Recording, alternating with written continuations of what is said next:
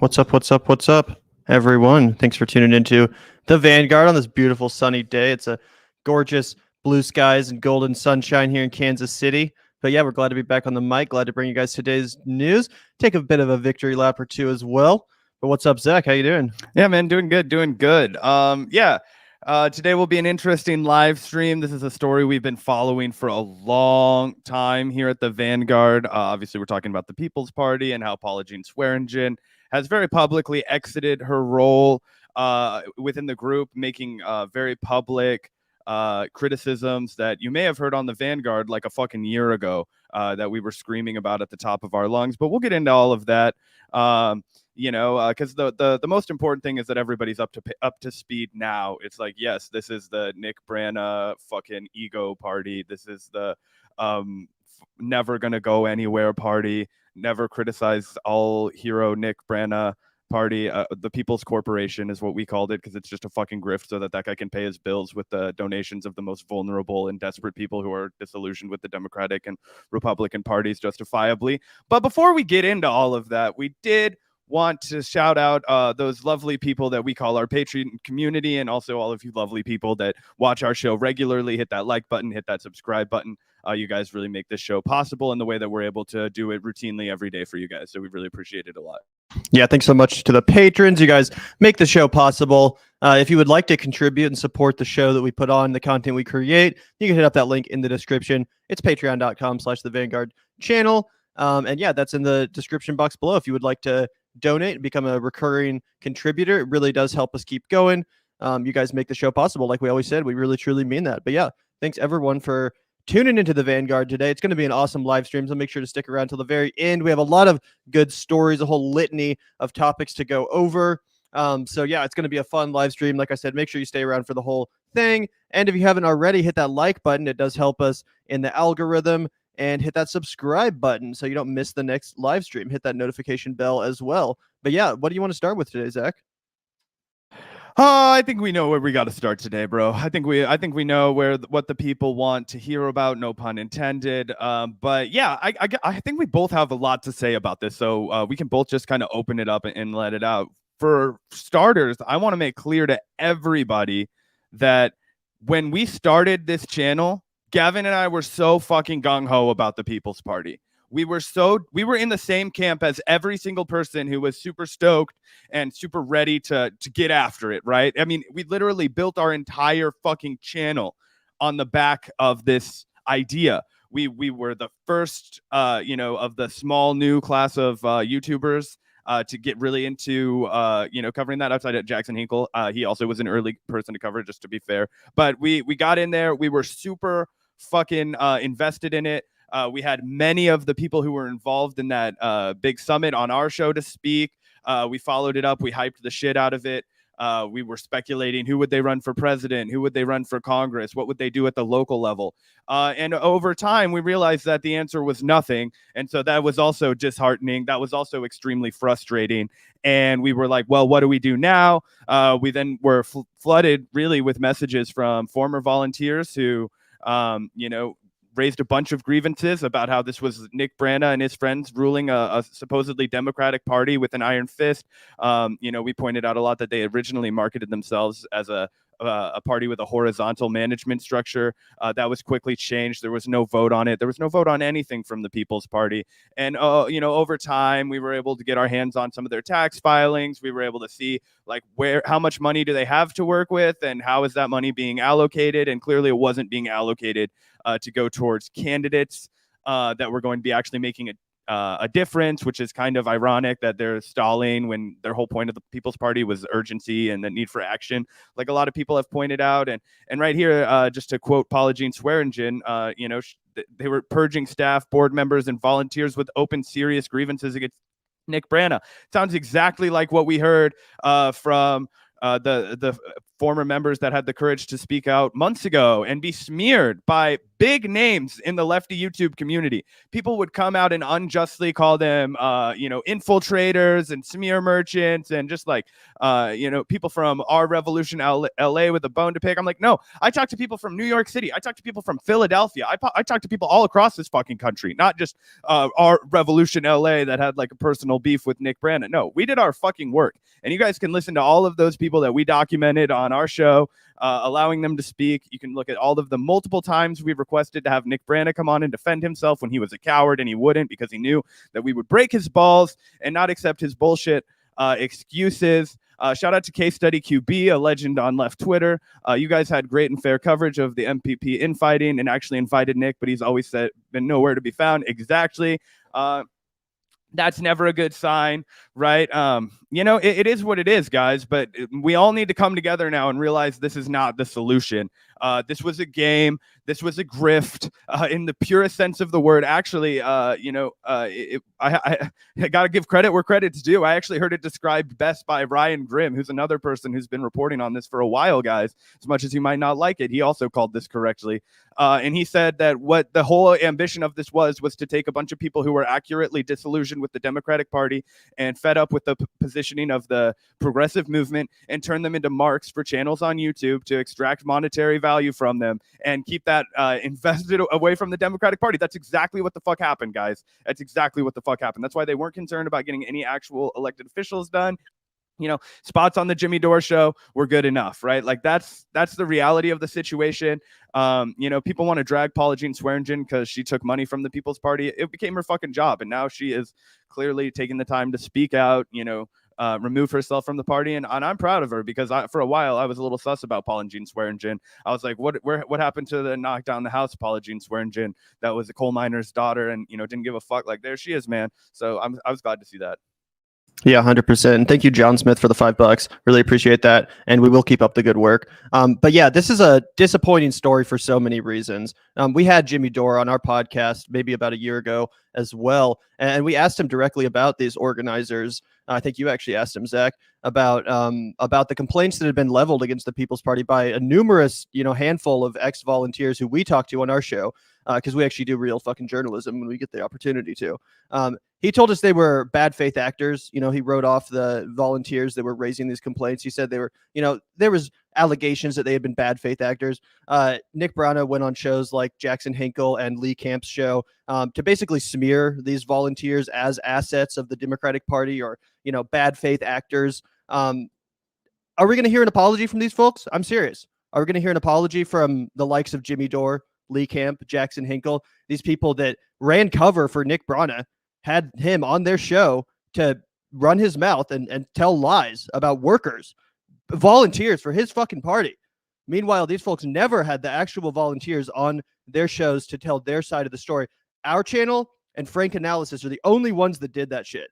The only fucking ones that did that shit. So I also want to shout out our homie Franco, who we obviously don't always agree with on everything, but he actually had the fucking balls to stand up to this bullshit and call it out. What was obviously fucking real, what was obviously fucking happening. There is no evidence that these workers, these ex-volunteers, were paid off, were assets, were in any way acting in bad faith or had ulterior motives. There was no evidence ever presented to that effect. And they were fucking smeared by people that I used to have a lot of respect for. And to be honest, I still do have a lot of respect for some of these people. I think Lee Camp, for example, has done great journalism, but it's downright fucking disgraceful.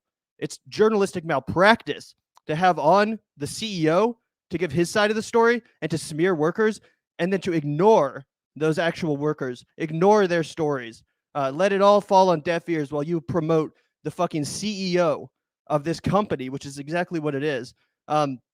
And the worst part about it is that we're third party guys. We support the third party goal. And this whole People's Party fucking charade has taken money out of the Green Party's pockets. It's taken attention away from the Green Party and the socialist alternative and every actual leftist third party that's been actually doing the real work, trying to break the duopoly and elect real candidates, which MPP, which has existed for 5 years now, seemingly has no plan to do after lying and gaslighting their followers multiple times that, oh, we're about to announce our slate of candidates. We're about to run some candidates.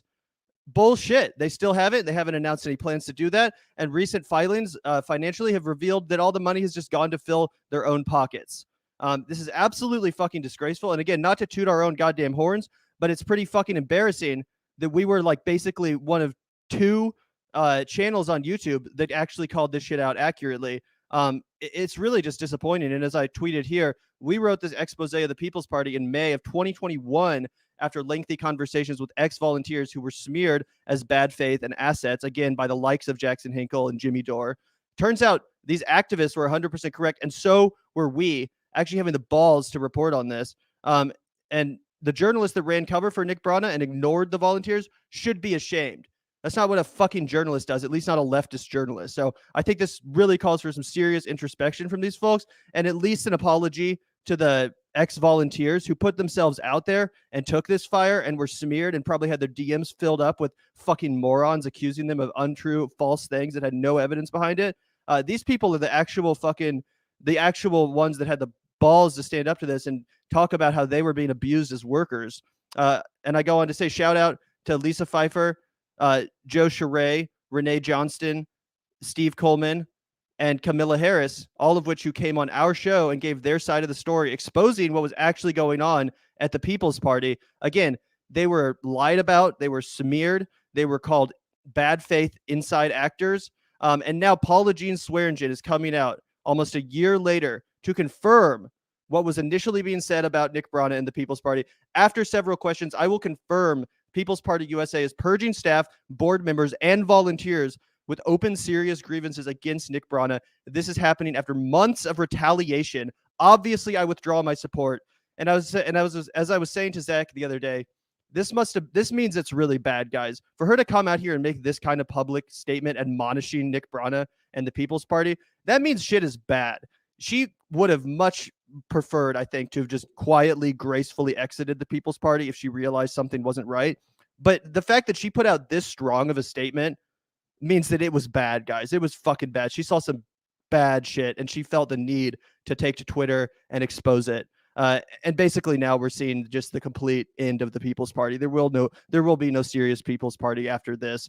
Obviously, it wasn't even a serious fucking organization to begin with, but now it's really over. And again, the worst thing is, instead of getting any apologies, instead of getting any retractions like a serious journalist would do, these people that smeared the volunteers, and I've named them by name multiple times now, they will quietly let this go. They'll probably never fucking talk about it again. They'll probably never admit that they were wrong, and they will never apologize to the workers, again, the actual workers who were voicing their complaints against the leadership, against the CEO, Nick Brana, who we've been telling you for months is a fucking snake.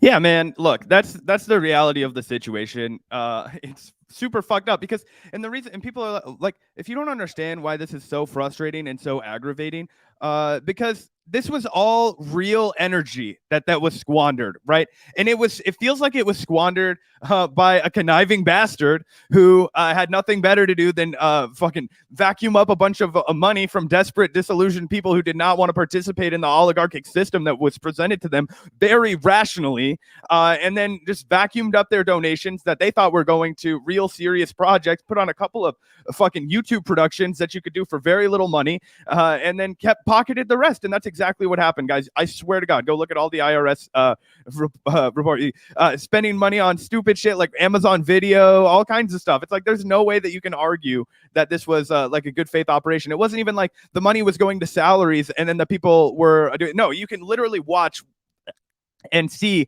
how the funds were allocated. If you donated to the People's Party, I highly recommend you go ahead and take a look and see how your funds were used and see if that's something that you feel good about. If you're pissed off, you have every right to be pissed off. And Gavin and I are not here to admonish anybody who, supported the People's Party or even threw fucking shade at us when you thought we were full of shit, because a lot of people who have a lot of clout and authority in this lane refuse to do actual journalism, right? And that's what's really frustrating, right? Like I'm pissed at people like Jimmy Dore, who should have known better, right? And I'm a little pissed at myself. I should have come down way harder on Jimmy Dore when he tried to push back and call these people smear artists. We hadn't been doing this podcast very long. I was definitely way too timid. It's something I need to work on as an interviewer. So I'll take that heat. I should have pushed back and said, oh, what's your evidence for that being smears? Because that's what he said. He was like, Zach, we've heard a lot of things that was just smears. And I kind of nodded. And I was like, oh, I've talked to some people that, don't feel that way, whatever we said, but we let it go, right? He started talking about something different and the conversation got away from us. And I think about that a lot and how I should have done better. So this isn't just time for me, to get up here and like jerk myself off. There are things that I could have done better in my reporting too. But it's just frustrating that it seems like everybody was so fucking shit scared of Jimmy Dore in the poll that he has with the entire audience on Left YouTube, that they were not willing to just set that aside and say, hey, we have to talk about this. And so every single person that didn't want to lose access to Jimmy just said, oh yeah, let's have Nick Brana on, let him run his fucking mouth, say whatever the fuck he wants to about these working class people that have real grievances, documented grievances, like we aired on our hour and some change long panel with all of these, again, courageous protesters, and not just protesters, ex-volunteers, people who were literally working for no pay to make the People's Party bring it to a reality. We're talking to guys like Jerry Perez, who was literally pouring his heart and soul into this, working tirelessly, was devastated when this didn't work out. And that was almost 12 months ago when he split. And, he was one of the first people that actually reached out to us and was like, hey man, you guys might want to look into this. We had a good chat with him. That's what sucks about all of this, is that all of this energy has been taken out of the room. And now the Sam Cedar guys can see, you guys are fucking a bunch of dupes. This is, now we just need to get behind AOC. It's like, no, that's not what we need to do. What we need is a real, authentic third party that is by and for the people. That is still the solution. It just sucks because now it's so much harder to make that sales pitch. Because how do you get people's trust again? So now you've been fucked by the Democrats, the Republicans, the oligarchy. A lot of people didn't feel like the Greens were moving fast enough. So here's this shiny new party that it vocalizes all the frustrations that many of us feel. Oh, okay, let's go there. That burns people. That's just a fucking grift, like everything else in politics. It seems like, how are you going to convince people when the real deal comes along now? That's another big fucking bummer about all of this.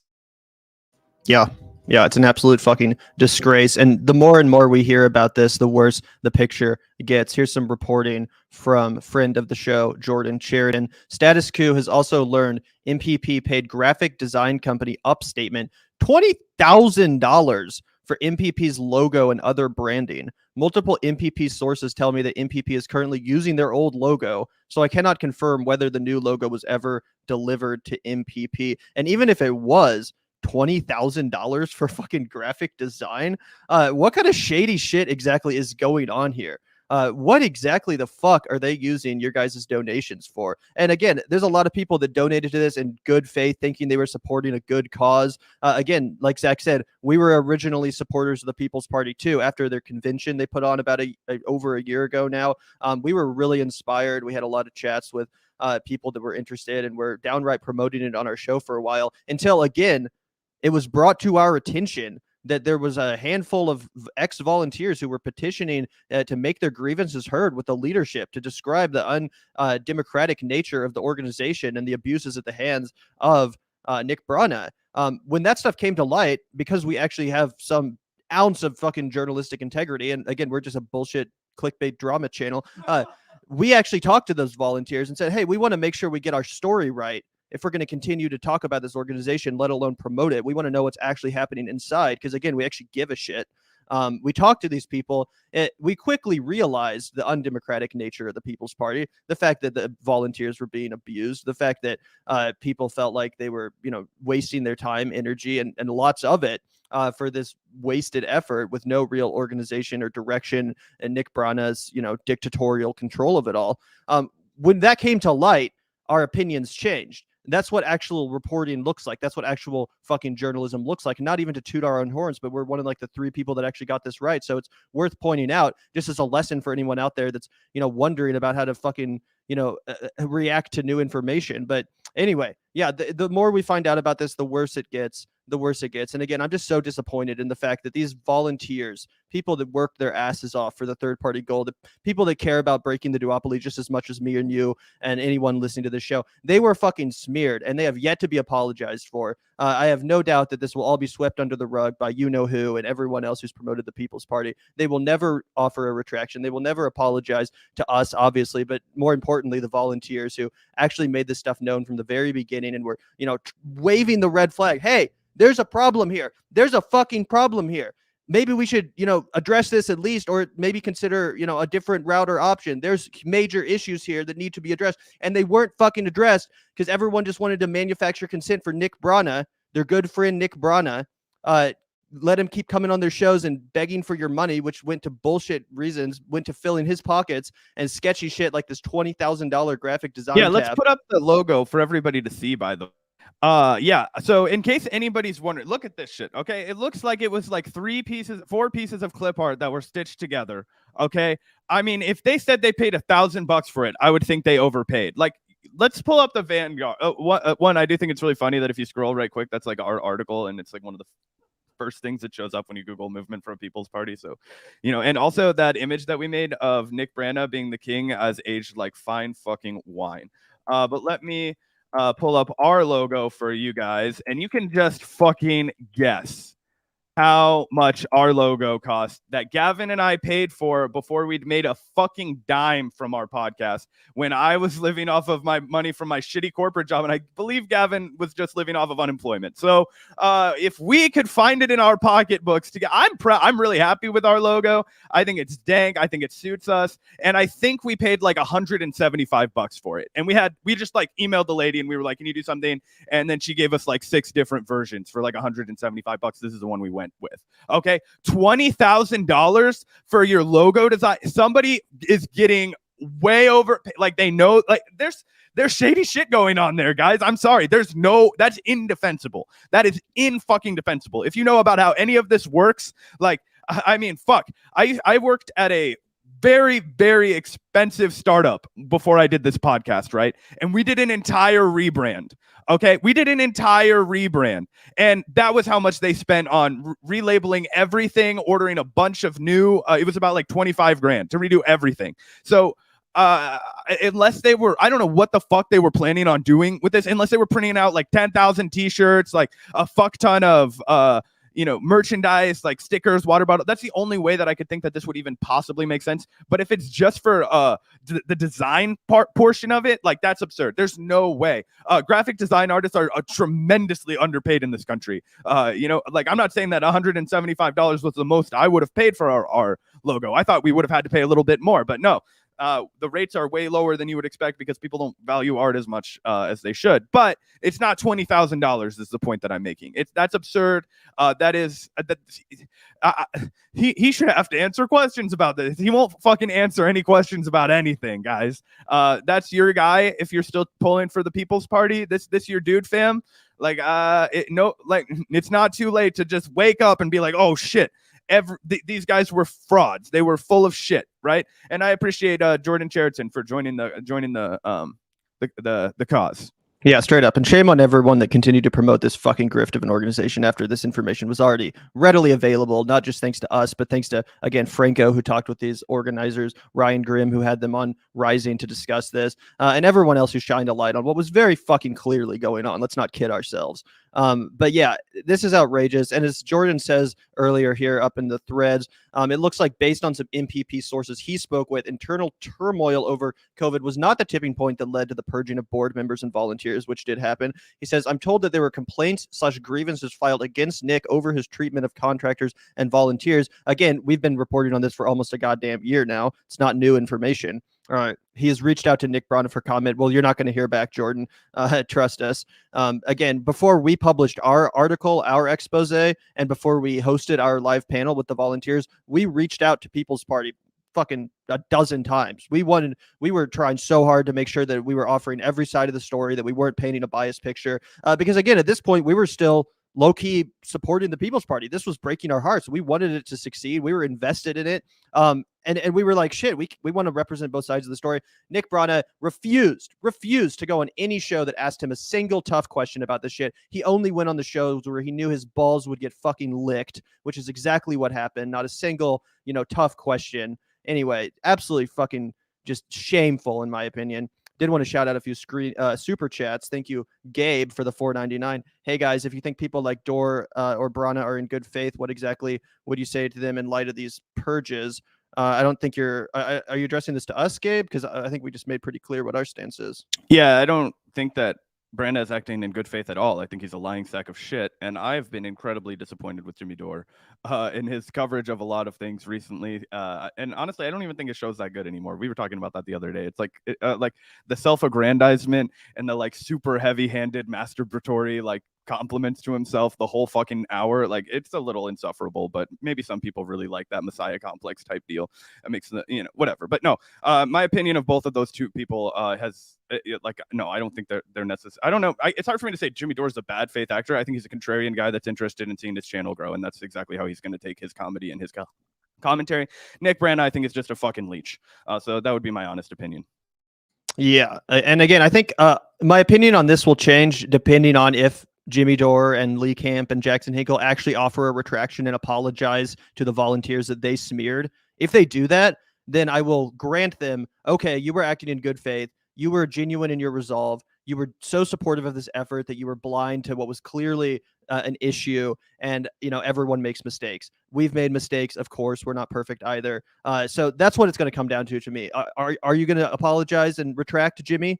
I doubt it, but I'd be very impressed if you do. I would be very impressed. And I think, you really should. You really should. Not just for the sake of us, obviously, but for the sake of the volunteers that you fucking smeared and drug their names through the mud when they were just trying to be honest about what was going on in the organization that you continued to fucking promote afterwards. So yeah, that's until like a week ago, guys. We literally made that video like a week ago where he's like, I'm voting for the MPP candidate if they're able to get one on. And I'm like, bro, it's been so obvious for so long that is not going to happen. Like, it's not going to happen. And yet, and yeah, anyway, I just think it's bullshit. Like, these guys know. They all know. They're on the internet like we're on the internet, guys. If we can figure it out, they can figure it out, I don't know. But anyway.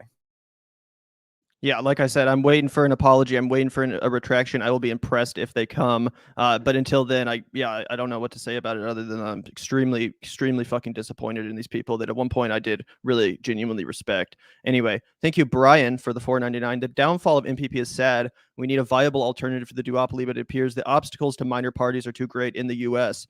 I mean, you're not wrong, Brian. Unfortunately, because of the fact that we don't have ranked choice voting and other, election measures that would help, it be more viable for third parties, it is a huge uphill battle. But that being said, this is why it's so unfortunate that the MPP was taking attention, energy, and money away from the Green Party, the Socialist Alternative, the Communist Party, etc. The third parties that are actually serious, that are actually leftist, and that are actually running candidates.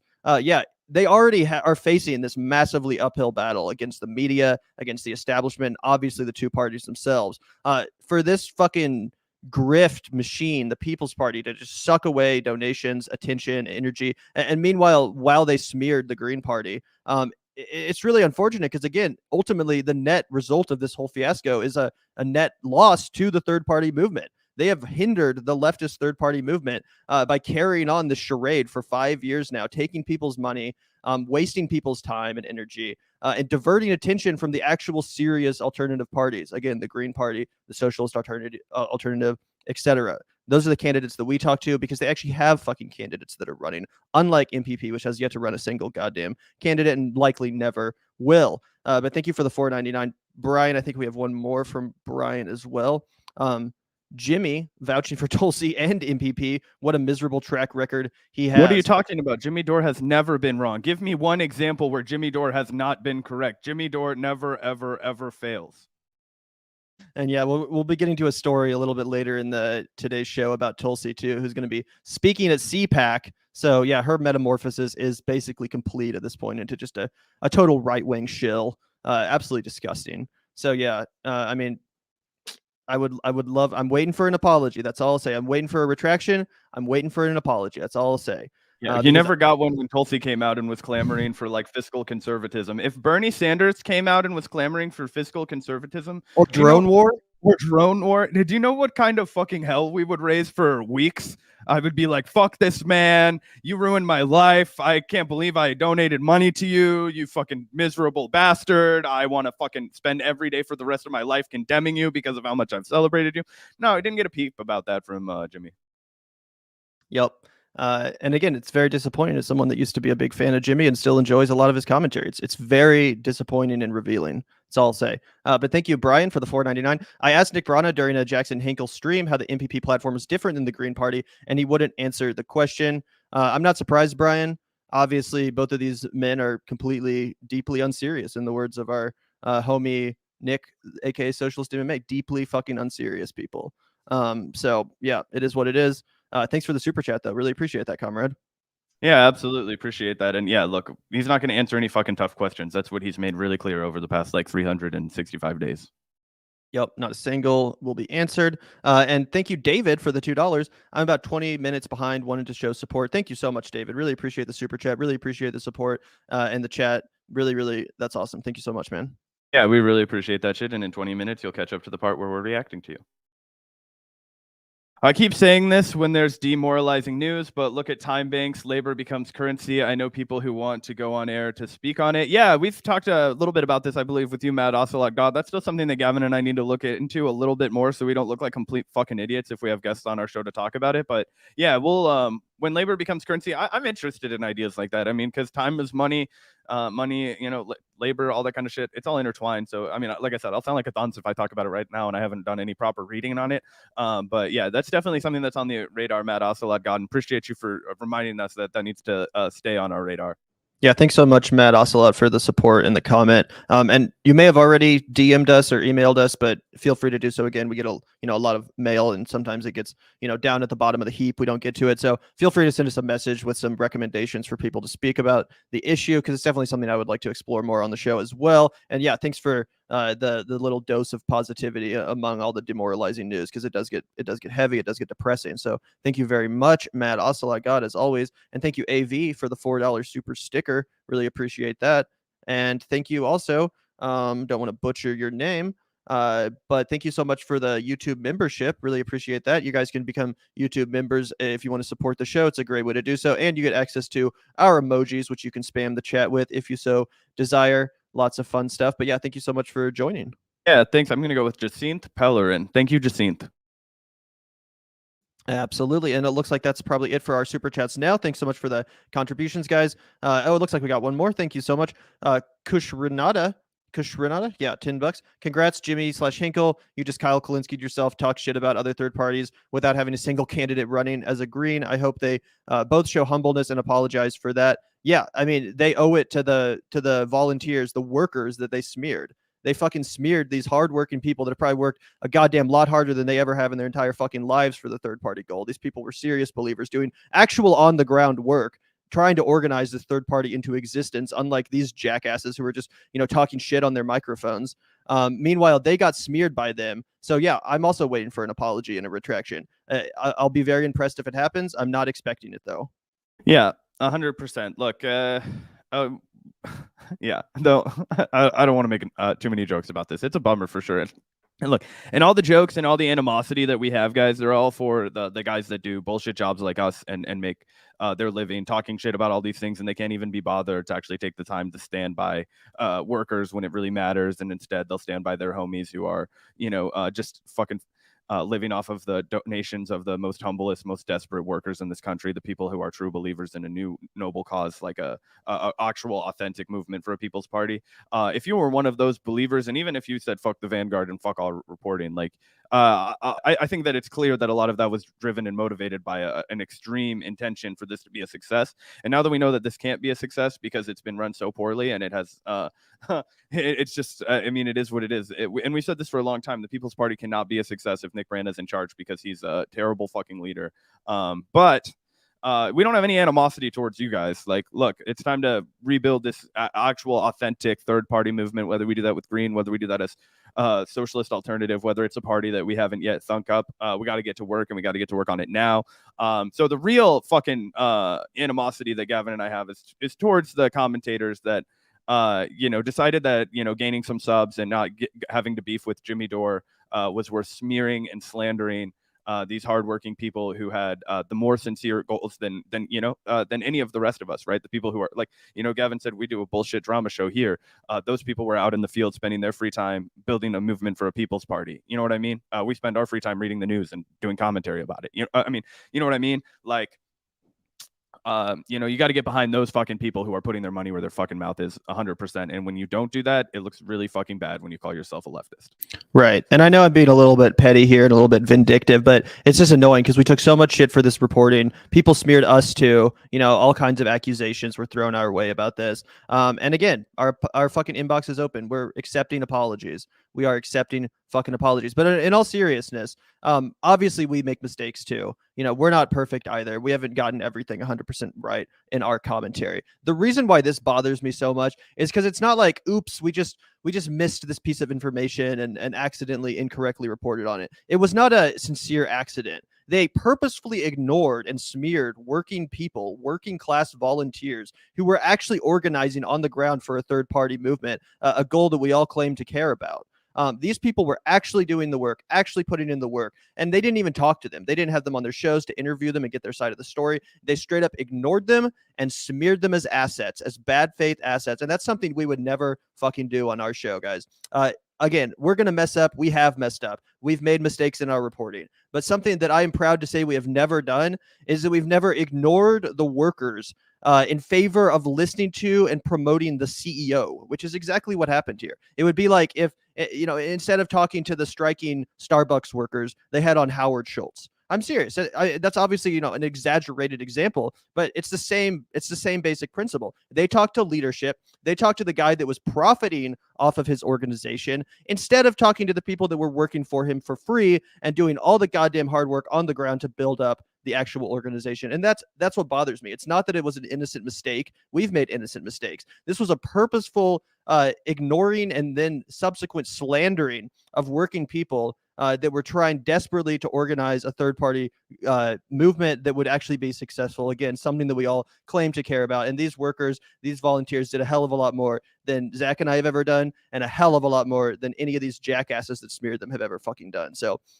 my solidarity with those guys. They had the balls to come out and actually tell the truth. And obviously, again, even though she was a little bit late to it and had to see it with her own eyes before she came to terms with what was going on, shout out to Paula Jean Swearengin for being honest about this. And again, putting out a statement that in no uncertain terms expressed her disgust with what was happening in this organization that she put her name on. She fucking, sacrificed her credibility too for this organization. She, went all in, and now she looks like a fucking dumbass because everyone told her that this was a grift. Everyone told her this is unserious, and she promoted them anyway. So obviously she's taking a big hit right now too. But I just wanted to say shout out and solidarity with Paula Jean Swearengin, because at least you actually had the balls to admit that you were wrong, offer a retraction, and hopefully at some point maybe an apology to the volunteers who you also ignored in favor of profiting off of this organization too, because as those financial filings revealed, she was, profiting off of this organization to the tune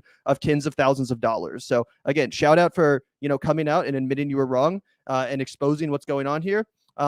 You're the only one that's so far to do that shit. Yep. That's about that, had a lot to say about that, guys. I know that was an unhappy stream for some people, but we're going to move on to some other topics. We got a lot of shit to talk about today. So I guess let's go ahead and just keep this train going in a very certain way, where we talk about another one of those bullseyes from Jimmy Dore recently. I want to talk about the evolution of Tulsi Gabbard just a little bit more, guys. A little bit more. Like, we were soft on Tulsi, too soft, but I never endorsed her. I never said that she should be president. I was like, oh yeah, this lady is interesting, mostly anti-war person. I think it's bullshit that she wanted to do the Australia model of Medicare for all just to be slightly different than Bernie Sanders. I think that she never had a chance in hell of winning the presidency, yada, yada, yada. But we did give her the benefit of the doubt more often than not, in a way that, now it's the time for us to make that caveat and say, hey, there were people who beat us to the punch on this, like Abby Martin, who saw through, Tulsi Gabbard very quickly. Even guys like Mike Figueredo, I feel like beat me a little bit to the punch on Tulsi Gabbard. So shout out to him as well. Tulsi Gabbard to speak at CPAC, and you're just like, wow, going to Florida to speak to a room full of Republicans about how terrible the Democrats are. That's the evolution of Tulsi Gabbard, the same lady who was talking about how we need to get back to fiscal conservatism and trickle down economics. The person who outrighted Tucker Carlson live on his own show when he set up a slam dunk alley-oop for her to basically criticize the Biden administration. And then she was like, nope, I think we should keep doing this horrible bombing campaign and occupation. It is what it is. Yeah, and to be fair to us, we did call out Tulsi a lot sooner than a lot of other people. Basically, as soon as she dropped out of the Democratic primary, because when she was running for president as a Democrat, she was but mostly on point. There was very little to call her out for that she was saying currently. A lot of people were going back to her past and dredging up comments, and we were like, it's a little bit unfair to take a comment or a statement from 5 or 10 years ago and assume that this person has not changed. So yeah, we did give her the benefit of the doubt when she was running for president, because again, her message was mostly 100% on point. I thought her anti-interventionist and anti-war rhetoric was really a welcome addition and contribution to the discourse going on during that primary. Again, we never actually supported her for president. We were always Bernie bros, but still, we gave her credit where it was due. I was even on the record saying that Bernie should pick her as VP. So yeah, we supported her. However, when it became obvious that she was just a grifter and a right-wing shill, we did quickly call it out, a lot quicker than a lot of other people. In fact, 5 or 6 months ago, we were having a chat with Socialist MMA on the show, talking about her comments on, I think it was on the drone warfare. Maybe it was about the radical Islamist jihadists. Remember? And there was some folks, I think it was the dude from the Convo Couch trying to call it, you're smearing Tulsi. You're smearing Tulsi. Literally a week later, that guy admitted that we were 100% right and that, Tulsi was a right winger and he revoked his support. Anyway, that being said, yeah, now her metamorphosis is essentially complete. Tulsi Gabbard speaking at CPAC, the conservative conference that hosts, dumbasses across the right-wing spectrum. But yeah, this is expected, to be honest, but still pretty funny, I would say, again, given how progressive her rhetoric was during the Democratic primary, talking about things like universal health care, all these, lefty positions, basically just, where the momentum goes, where the wind blows, so goes Tulsi Gabbard. And this is something that we've observed with a lot of commentators on the left, and Tulsi totally fits this mold. When she thought the energy was with the left, when the Bernie revolution was going on, she grifted onto that. That was where she saw her lane, and for a while, she successfully grifted onto that. Then she endorsed Joe Biden, hoping to get close to him and maybe get a vice presidential spot or maybe a position in the cabinet. When that didn't come to fruition, she then turns on the Democratic Party and is now basically just your standard idiotic Republican. Sure, to be fair, every once in a while, we will give her credit for coming out against some of our interventionist policies, like what's going on in Ukraine. We gave her credit the other day for her statement on that, which I thought was on point. But for the most part, let's be honest, guys, she's just a normie-ass conservative now, talking about, what'd she say? Cradle to grave economics, all this bullshit, defending drone warfare that mass murders innocent civilians in countries overseas.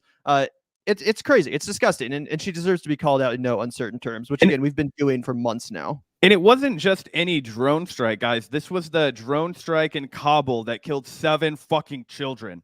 And she's on there defending it. And it was supposed to be like a slam dunk from Tucker Carlson for her to just rain hell down on Biden for being a fucking warmonger and like, whatever, all that kind of stuff, play her part of the outrage. And she's like, no, this is what we need. We need more of this shit. And you can watch it yourself for anybody who still believes she's thoroughly anti-war. But yeah, and also a lot of people are like, why are you bringing this up? Is it just a fucking gloat? Well, don't kid yourself. You're going to see Tulsi Gabbard run for office again. 100%. 100%. She's not going anywhere. She's taking some time off to, Which way is the wind blowing? That's what she's doing right now. She's gathering up all that data. She's kicking it with Jocko Willink. She's doing podcasts with that guy, getting that base all fired up. Those are a big Tulsi base, bro. A lot of the Joe Rogan guys that are like the conquer your inner bitch, rah, rah, rah, take alpha brain guys, fucking love Tulsi. So she's got that base. Now she's out, feeling the temp for other bases, I imagine. She'll be back. She'll be back with the new kind of Taylor thing, and it'll be exactly the new version of what she did in 2016, which is when she saw a lane to go against Hillary Clinton, and by just coincidence, happenstance, that involved defending Bernie Sanders. I don't actually think it was like an authentic I support the broad policies of Bernie Sanders as much as like a calculated career move, because I don't know how you go from being like 5 short years ago, where you have Bernie Sanders running for president on a very, very robust economic policy that would include a tremendous expansion of the social safety net, and then go on to, when the energy is on the right, be like, well, we can't have this cradle to the grave economics, like blah blah. That just shows that you're not serious, right? You're just willing to go where the energy is, and the energy is always fluctuating in politics. It's like a pendulum. That's why consistency is so important, because when the pendulum swings one way, and the people run with it, you end up with guys like Dave Rubin or whoever that you can speculate on will go with the right when the energy's there. So anyway, that's why it's important to talk about. Yep. 100%. Thank you for the super chat, Andrew. $5. Hey guys, great content today. I'm not trying to be condescending, but anyone who is running in a political party, even MVP, is still a politician. I don't think you're going to find any argument from us there, Andrew. I'm not 100% sure what point you're exactly trying to make. I don't think we would deny that anyone running in a political party is a politician. As for the MPP, they don't have, nor have they ever had anyone running under their umbrella, so they don't have any politicians. But I mean, yeah, I would agree with that, Andrew. I think this might be like a broad sentiment that he's trying to make against electoralism. Like, even if you get a good politician in MPP, they're still a politician that's out for their own fucking gain, their own careerism, which, is an argument that's, depending on my mood, I'm incredibly sympathetic to as well. So I think he's basically just making the like direct action over electoralism point. So appreciate that perspective, Andrew, and for the $5 donation. Really helps us out. Universal healthcare party, clear message. Salgado, that's not a bad idea. I've been interested myself in like single issue campaigns have a hard time taking off. But with how unproductive the rest of our government is at this time, I think that it might at least be an interesting thing to shoot for. I've thought about other things. Obviously universal healthcare is a necessity, and it's probably it's always at the forefront of like my mind when I'm thinking about politics, just because you think about how devastating the impacts of the American healthcare system are. So that and the imperialist war machine are the two that always stay in the front of my mind. But when you start thinking about how do we unpack that and how do we create a better system, I think that one of the things that would open up a door for all kinds of forward moving policies would be like an actual direct ballot action, like a nationwide direct ballot access for, like, how and it's different in every city. We live in Kansas City. In Kansas City, you can actually just get legislation on the ballot if you get enough signatures and support behind it, and then it goes to a vote for amongst the Kansas Citians. That's how we like legalized weed or medical weed in Missouri. It's called a ballot initiative, right? And you vote on it. If it passes, you go for it. And I think that another interesting single party platform would be like a ballot initiative party, as a way of like working around the painful slowness and the intentional slowness of our government, so that nothing ever gets done. If you gave the power truly to the people, it would be hard to argue that it's not democratic. And it would also, at least in some capacity, sway the corporate stranglehold over our politicians. But anyway, thanks for the suggestion, Salgado. Yeah, thanks so much for the suggestion. And yeah, I agree with this. I do think universal healthcare should continue to be the main issue we focus on, with the only caveat being anti-war as well. And in my opinion, if there's one issue that I had, or if there's one issue I had with like Bernie's message, I don't think he really should have talked as much about raising taxes. I think he should have talked more about defunding the fucking military budget and redistributing that, reallocating that money into programs like universal healthcare, potentially a federal jobs guarantee, or a universal basic income. Again, people don't want to pay more taxes. People are already taxed to the fucking gills. It's corporations that need to pay more taxes. And as for our tax money, it's going to the goddamn military budget instead of to help us, which is what our taxes are supposed to do. It should be going to increasing, schools, public schools, and their viability. It should be going to our healthcare, so that, we're not the only developed country where our citizens don't have access to basic healthcare. And that money should be coming directly out of the overbloated, disgusting war budget, which Joe Biden, by the way, just upped and is about to pass. So that's my message. That's what I think the left, third party kind of platform should be. But that's just me, obviously. But thank you so much for the suggestion in the super chat. And also, thank you. A big shout out to our good friend of the show, Laura Fielding, Red Berets, we were late to this live stream, so the topic has moved on. Anyway, thanks always for the serious reporting, commitment to causes. Thank you, Laura. Really, really appreciate that. And Laura goes on to say, let's form a Red Berets party directly linked to supporting ballot initiatives across the country. I'll vote for people doing actual work. Hell yeah, that's a great idea. I'm a huge fan of the Red Berets. I think that it's an icon of the left, and I would love to see that expanded. Exactly. Yeah, it's just a great icon. So yeah, thank you so much, Laura. Really appreciate that, and thank you also for the $5 super sticker. Really appreciate that. Thank you so much for the contribution. Justine, I think if we get your name wrong, just can you pronounce it or like type it out phonetically for us? Because we like to be able to say everybody's name, especially people who super chat, because we appreciate it. It feels more sincere that way, more interpersonal. But I'm gonna go with Jacinth until you tell me otherwise, Jacinth. So we appreciate you. Yeah, thanks so much, Justine. Really, really appreciate that. And also thank you to Excelion of Zune. Speaking of hard to pronounce names, $5. Thank you so much. With Tulsi, it's important to remember that being anti-interventionist does not necessarily mean you're anti-imperialist. Great point. Again, it seems like Tulsi is totally fine with drone war being waged against the radical Islamist jihadists who she deems to be the greatest threat to world peace right now, not America. Anyway, it seems like she's totally fine with that. The only thing she's actually against is like direct boots on the ground intervention, which admittedly is better than probably the average corporate Democrat or Republican position. But yeah, being in favor and apologizing for defending drone warfare, which massacres civilians, as we now know, thanks to hero whistleblower Daniel Hale. Yeah, it's unacceptable. Oh yeah, 100%, and that's why I wanted to give a massive shout out to Abby Martin, who I think was the first and the most concise and clear about this, because I don't think anybody does a better job at following and tracking and critiquing the U.S. war machine, particularly in our sphere on the internet, than Abby Martin. I don't think it's a contest. I think her and her partner Mike Preisner do some just excellent work, fearless work, great stuff.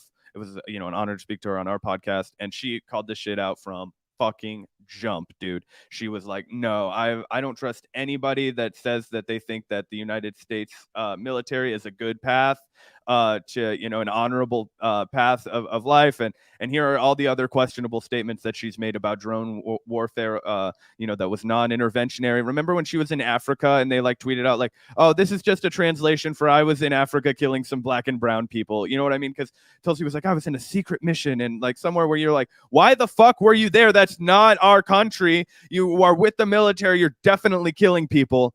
I don't trust that shit at all. And that fact that you're still going to be like parading around acting like this is morally righteous and justifiable, that's shit's all sus. That's why I feel like there's some egg on my face when it comes to Tulsi Gabbard. I feel like I should have caught on to that a little sooner, which is why I'm impressed by the people who were there fucking early and wanted to shout them out as well. Yeah, 100%. And yeah, for someone that has had so many criticisms of the military, it's kind of sus that she's still in the military, actively participating in what she correctly at one point called out. So yeah, Tulsi is just, that's kind of how I feel about Lucas Kuntz now. I don't know. I've been thinking about that a lot. That dude's still in the military too. I don't know. We'll see. I'm sus about everybody in the military. I'm sorry. Yeah, and pretty much everyone running for Congress. Anyway, also thank you for the $2 Silgato. Check out Zoe Baker's Platformism if you have time. I looked up Platformism, and it says it's a form of anarchist organization that seeks unity from its participants, having as a defining characteristic the idea that each platformist organization should include only people that are fully in agreement with core group ideas, rejecting people who disagree. So yeah, I'll have to obviously look more into that, but sounds relatively based from what I'm reading. Thanks for the alert. Thanks for letting us know, Solgato. Yeah, and if is this just like I'm not just like it, that's what the fuck we are, but I think it's a woman on YouTube that makes these videos. They're anarcho PAC. It says trans woman, libertarian, communist YouTuber. I like anarchism, feminism, and Marxism. Have a PhD in history of anarchism. So yeah, it seems like a dope resource. I'll definitely check that out. Thanks for the Rex Delgado. Yeah, thank you so much, and thank you again, Jack Synth, for the $1 super sticker. Really genuinely appreciate the contributions today. Thank you so much. And also just one last shout out to Laura. Apparently they'll be live with another good friend of the show, Scott Desnoyers, to talk about his big event coming up on April 9th. So that's really exciting. Make sure you guys tune into that. And we're going to have to get you back on the show soon, Laura, as well as Scott. And I know that Dr. Joe Jarvis really wants to talk with us as well. So yeah, we'll be doing another Red Beret panel in the near future. We always got We always got to get you comrades on. Anyway, we can move on to our next story. Thanks again for the super chat, comrades. Really appreciate that. Thank you so much. Anyway, let's move on. This is a fun little story that I wanted to talk about. I guess it's not necessarily fun, but it is funny. Let's take a look. This was a bit of a spat on Twitter that broke out last night. Aaron Maté comes out here, says, jokes aside, this ranks as one of the most cynical and offensive U.S. intelligence propaganda attempts ever, up there with Gaddafi's mass Viagra pills or the Kuwaiti babies seized from incubators. And he's referring here to a tweet, a scoop. U.S. says Russia is compiling a list of Ukrainians to be killed or sent to camps following a military occupation. This allegation is in a letter to the UN since Sunday and obtained by the Washington Post, my latest. And of course, this is just the latest in a long string of examples of, these scoops, we're just going to directly print the lies of the State Department without a single shred of fucking evidence. If you remember, we reacted to that great press conference where a reporter pushed back on the press secretary for, basically just spilling lies without any evidence. And this is the latest in a series of that, a shocking headline grabbing scoop. Russia's, compiling a list of Ukrainians to be killed or sent to camps. This kind of reminds me of when the scoop came out that the Russians were like hunting and killing U.S. soldiers in Afghanistan. Do you remember that shit? Bro, yes. And it sounds a little fucking familiar to the story that they always trot out about China, guys. Like, come on, let's put 2 and 2 together. It's they're putting a list of people who are Uyghurs together to be killed or sent to camps. Like, I'm not saying it's not happening. I don't have any evidence to say it is. So I'm skeptical of it because it's coming solely from the United States government, is all I'm saying. And I would say that fast inclination would be that that's bullshit and that it's just to trigger and alarm people, especially because, like I just pointed out, it's the same fucking playbook that they always fucking run. It's such horseshit. And yeah, it is. It's like the Kuwaiti babies being seized from the incubator. Of course, that's headline grabbing. How could you oppose it? Right. Anybody in the lead up to 9/11, it was like, you hate young women. You don't want them to go to a school. You want them to get acid thrown on their faces. Like, oh, what about Saddam using chemical weapons on his own people? All this kind of stuff. It is not likely that this is what's being done by Russia, in my opinion. Not that that's an expert opinion, but I think that Aaron Maté's opinion might qualify as an expert opinion, and I'm going to side with him on this one. 100%. And again, it makes sense. It's only the logical thing to do to question this sort of, intel from the U.S. government. Literally within our lifetime, probably the defining political event of our lifetime, the invasion of Iraq, based on lies about weapons of mass destruction. Again, did you just forget about that? Like, is that something that it should not be taken into consideration? Oh, it's ancient history. We've moved on. Bull fucking shit. We've moved on.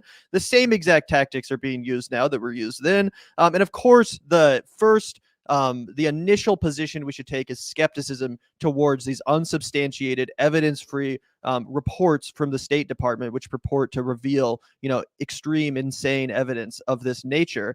So again, Aaron Maté, 100% correct here. Let's take a look at the reply from Mr. Vaush. L plus Russian propagandist plus imperialist plus war crime apologist plus you get no bitches plus ratio. All right. Well, first of all, he failed to get that ratio, as you can see. He also is way less handsome than Aaron Maté. I would just like to point out. Honestly, you're not wrong.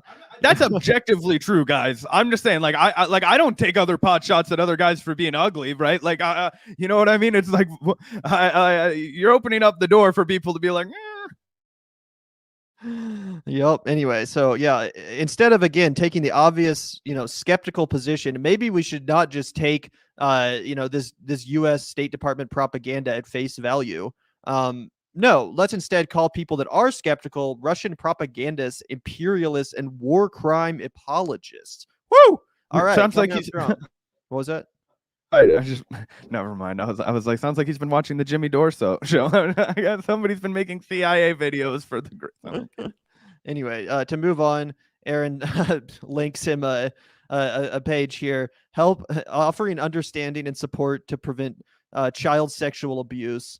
Pedo.help, obviously referencing the allegations of about Vaush and the fact that he, I think, has advocated for lowering the age of consent, which Aaron goes on to point out here. Vaush says, why do you have pedo websites ready to link to people get help? Aaron Maté says, the only time I've heard your name, aside from trying to whitewash a CIA dirty war in Syria, was when you advocated lowering the age of consent. I'm directing you to a resource that could be useful to you. So, I mean, obviously it doesn't really have much to do with the substance of the argument, but it's still pretty fucking funny, undeniably. Yeah, like this is the whole internet in a nutshell, right? It's like, yeah, we're arguing about two things that are very serious, but I'm going to say you get no bitches, and I'm going to say you're a pedophile, and that's going to be the extent of our discourse together. I think it goes on a little longer. I saw Vaush tweeting about Aaron Maté's dad, which is a little cringy because I do remember one time Vaush made a really horrible joke about Aaron Maté's dad in the Holocaust that was so fucked up. Basically inexcusable, being like, you know, it was like a joke about like if he had like Holocaust tattoos, and like Aaron Maté's father, I don't think he was in a camp during the Holocaust, but I believe he was like in Hungary, like in hiding or some shit, like wild shit, like in Nazi occupation, like 100% lost his families and like very fucked up. So not the kind of thing that you would ever like throw in somebody's face in a political argument if you're not like a completely disgusting soulless bastard. And he also failed to get the ratio.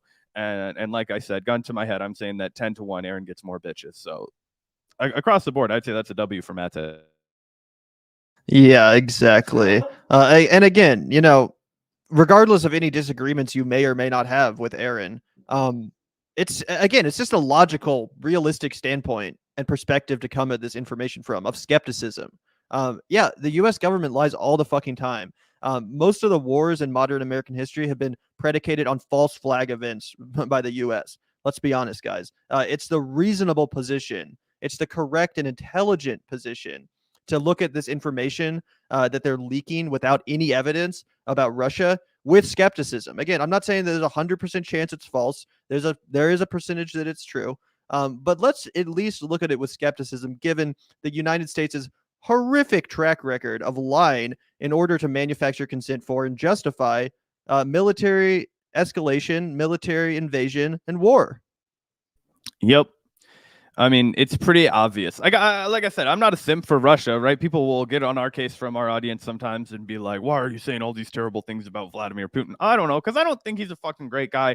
I think he's a dictator, or not a dictator, maybe not a dictator. I don't fucking know what the terminology and the nomenclature I would use.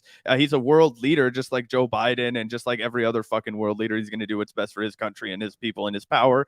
And, you know, keeping the oligarchs of his country happy and in line. He's not some like fearless devotee to the people, obviously, just like our fucking government isn't. So yeah, I don't, you know, like today people are probably gonna wonder about like him, you know, recognizing the independence of two parts of Ukraine, that, you know, and, you know, he gave this long speech about it. We can react to it maybe on a call in sometime soon. But you know, basically he's like saying like, yeah, you know, I would be down if these two independent states, you know, want to become part of Russia now, and it would be like another Crimea type deal, where they, you know, first he would recognize them as independent, and then, you know, he would recognize them probably theoretically as part of Russia. That would be like a logical step in the right direction, just if we're being honest. Now, do I think we should invade the fucking, you know, or not invade, but, you know, send a bunch of troops to Ukraine and arm the shit out of them so that they can start World War III with Russia over this? No. But I also think it's fair to say that as things have developed, that might be the new outcome, that there might be some more expansion from Russia, which, you know, it's not really my place to say. You know, I support the independence and sovereignty of the individuals there to make up their own fucking minds. If it's something that they oppose unilaterally, then I would, you know, send my solidarity, you know, good vibes over there and say, hey man, I wish you best of luck in your fucking, you know, crusade for freedom, just like I would for any people anywhere, you know, if that's what they wanted. But I also, you know, in this, you could say that this is all like fucking bullshit curations, but I did watch a lot of videos of people in those parts of Ukraine where they were interviewing them and they wanted to become a part of Russia. So that's also part of the political calculation over there as well. So it's a really interesting situation that's unfolding. So again, it's just so not for the United States to be sticking our fucking nose into, because we have no, like, you know, Ukraine was part of Russia or the USSR for a long time. So obviously there's going to be some sort of like cultural overlap there. Again, I'm not making excuses for fucking occupying another country, but it's just, you know, it doesn't really seem like it's our place to go over there and negotiate that. Wow, Zach, way to apologize for war crimes, you fucking Russian propagandist, imperialist swine. Jokes aside, pretty funny stuff. Vaush totally failing to get that ratio And again, Aaron Maté just accurately being skeptical of this intel from the U.S. government that has no evidence behind it whatsoever, and only serves to further our military goals and escalatory aims in the Russian region. So yeah, that is what it is. Thank you so much, Ed Lee, for the $5. Ryan Grimm accuses MPP of diverting small dollar contributions to YouTubers like Jimmy Dore. Thoughts? Also have me on because I know what's up. Well, you can feel free to DM us, and it's possible if we have time in the near future, we could set something like that up. But yeah, as far as MPP diverting small dollar contributions to YouTubers, do you just? I wasn't exactly familiar with that accusation. Was he saying that they were just taking their donations and funneling directly to Jimmy Dore? I'm not sure. I'm not going to speak on anything I don't have information on because unlike some of these people, I'm not about to just fucking baselessly evidence-free smear people. But definitely interesting stuff. Yeah, if you have a link to Ryan Grimm's tweet about that, I'd be happy to react to that. But I don't want to accuse Ryan Grimm of making bad reporting, and I don't want to accuse Jimmy Dore of accepting small dollar donations to YouTubers like Jimmy Dore, or from MPP, or I don't want to accuse anybody of anything that I don't have fucking evidence for, right? I've got a lot of damning evidence that the People's Party is full of shit. That's enough for me. I don't need to make shit up out of my ass. So if you guys provide some deets and a link for us to investigate, then we'll do our own analysis and we'll bring back our thoughts. But I don't. Oh yeah. So the party is not actually registered as one. Was used merely as a way to divert small dollar contributions and energy away from. Okay. So here, let me clarify because what I think he's saying here is not that the MPP took the donations that were sent to MPP and donated them directly to Ryan Grimm. What he's saying is they took that energy and directed it to YouTubers like Jimmy Dore so that people would super chat Jimmy Dore, so that people would subscribe to Jimmy Dore, so that they themselves go out and super chat Jimmy Dore essentially and divert that there. It would be kind of like if Rachel Maddow had super chats and like the Democratic Party was like really encouraging people to check out Rachel Maddow, and then knowing that like scratch on your back kind of a mentality when people watch your live streams, then they super chat you and we think you're involved in this party. It was kind of like what I was talking about earlier. It was trying to take people who were really seriously disillusioned and basically turn them into marks for the internet left to make money off of, essentially. And I think that's more of the point that Ryan Grimm is making here. Not that there were actual checks cut, because that would actually be a crime, I'm pretty sure. And that's why I don't want to accuse them of that without evidence. Obviously, I think they're smart enough to not have committed any like blatant fucking financial crimes with a bunch of people looking at every single thing they're doing. And so that wouldn't make sense to me for them to do it. It's much smarter to just, direct the energy there. That's completely free and legal. And it seems that's more of the accusation that Ryan Grimm was making. And I 100% agree with that accusation. Yeah, that is very accurate. And thank you, Ed Lee, for the $5. Really appreciate the question and the super chat. Thank you also, Christina. Thank you so much for the $4.99. The Buzzsaw Maté is at it again. 100% ratioing Vaush, even though Vaush tried to ratio him. Pretty legendary shit, no doubt about it. So thank you so much, Christina. Really appreciate that, as always. Thank you, Ed Lee. Oh, wait, this is the one we already reacted to. So thank you for that, Ed Lee. And it looks like that's all of our super chats for now. Thank you so much for the contributions, guys. We do have one more quick story, at least one more. Let's look at this. Vaush, again, sorry, guys, another Vaush story. But he's just added again, guys. We can't not comment on this shit. He's streaming for 13,000 motherfuckers live right now about Ukraine and Russia. I'm just letting you know the perspective. We have like not nearly that many fuckers by like a peanuts compared to that. Right. And for people that are like, why are you always covering Vaush? Like, why don't you ever shut the fuck up about Vaush? Again, he has live right now with 13,000 subscribers, basically, 13,000 live viewers. All right, 13,000 live viewers, basically being a useful idiot for the United States and furthering their propaganda as to why this war should happen. Essentially, justifying our military escalation with Russia and bringing us to the brink of World War III. That's what he's doing right now. So it's important to debunk these talking points, or at least to offer a counter position. That's our opinion. Anyway, Hasan, who Vaush is just desperately fucking trying to beef with, like desperately trying to engage in a beef with. So far, he's been completely ignored, hilariously. But Hasan says, it's Monday and it still seems like Russia still hasn't invaded Ukraine, as all the high-level intelligence suggested, which is true. Maybe this week, hope not. Anyway, lots to talk about today. Vaush responds here and says, Hasan, it's interesting how you accuse debate bros of wanting Russia to be invaded to prove themselves right. wanting Ukraine to be invaded to prove themselves right. When you are constantly trying to, I told you so, the situation, you had to change a gloating video title after falling for Putin lying about pulling back troops. Anyway, yeah, dumb as fuck. Hasan is completely correct here. And I'm not 100% familiar with the video title change, but I'm assuming Hasan, retitled a video. But that being said, he's still completely correct here. It was being hyped up as if Russia was about to invade. I think last Wednesday. It still hasn't happened yet, which again is all the more reason to look at this intel from the United States State Department in regards to Russia with extreme skepticism. So he's totally right here.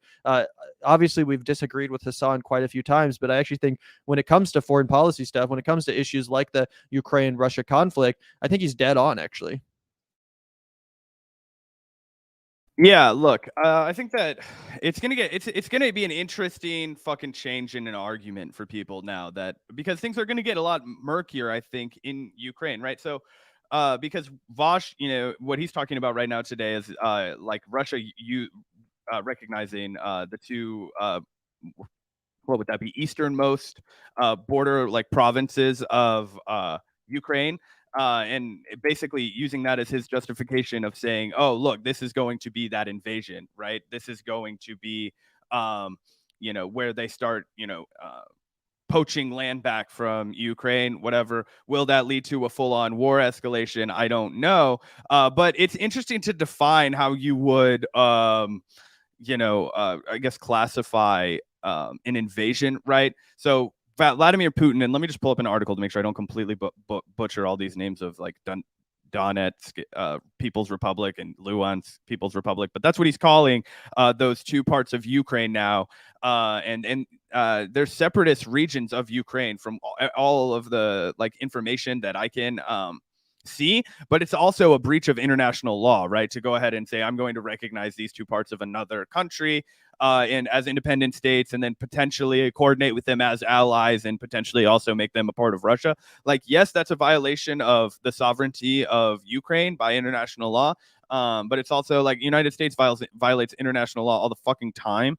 So again, it's hard for me to be like, oh, we need to go to fucking war about this and send our guys over there to, stop this from happening, especially when, there is a lot of information to suggest that there is a decent number of separatists ready to rejoin Russia. From what I've read, those people feel like it's better for their safety, it's better for their economy than Ukraine. Again, I don't know, I don't live there, but I can tell that there's at least enough complication on both sides to know that we shouldn't go to war about this, obviously. You know what I mean?